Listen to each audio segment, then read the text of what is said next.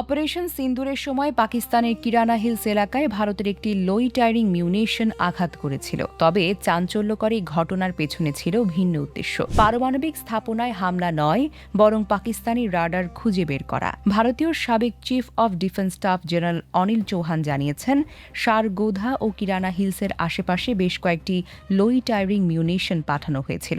এগুলোর মূল লক্ষ্য ছিল পাকিস্তানের সামরিক রাডারকে শনাক্ত করা। জেনারেল চৌহানের ভাষ্যমতে একটি ড্রোন প্রায় 2 ঘণ্টা পর্যন্ত নির্দিষ্ট এলাকায় ঘুরে লক্ষ্যবস্তু খুঁজতে পারে, কিন্তু নির্ধারিত সময়ের মধ্যে রাডার শনাক্ত করতে না পারলে জ্বালানি শেষ হয়ে যাওয়ার ঝুঁকি থাকে। আর ঠিক এমন ঘটনায় ঘটে একটি ড্রোনের ক্ষেত্রে। রাডারের সন্ধানে ঘুরতে ঘুরতে কিরানা হিলসের কাছে ড্রোনটির জ্বালানি শেষ হয়ে যায়। এরপর সেটি সম্ভবত ওই এলাকার একটি স্থাপনায় আঘাত করে। ঘটনাটি আরও তাৎপর্যপূর্ণ হয়ে ওঠে কিরানা হিলসের গুরুত্বের কারণে।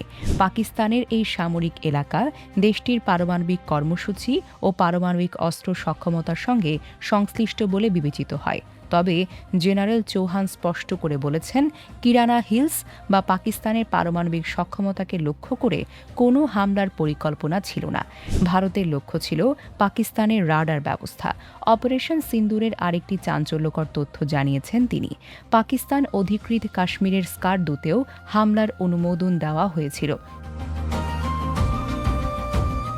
কিন্তু খারাপ আবহাওয়ার কারণে সেখানে অভিযান চালানো সম্ভব হয়নি। পরে বিকল্প লক্ষ্য হিসেবে ভোলারিকে বেছে নেয় ভারত। সেখানে একটি হ্যাঙ্গারে ভারতীয় বিমানবাহিনী হামলার দৃশ্য পরবর্তীতে অপারেশন সিন্দুরের অন্যতম আলোচিত মুহূর্তে পরিণত হয়। অর্থাৎ কিরানা হিলসে আঘাতটি ছিল পরিকল্পিত পারমাণবিক হামলা নয়, বরং রাডার অনুসন্ধানকারী একটি ড্রোনের জ্বালানি ফুরিয়ে যাওয়ার পর ঘটে যাওয়া ঘটনা, যা পাকিস্তানের পারমাণবিক স্থাপনার কারণে আন্তর্জাতিকভাবে বিশেষভাবে গুরুত্ব পায়।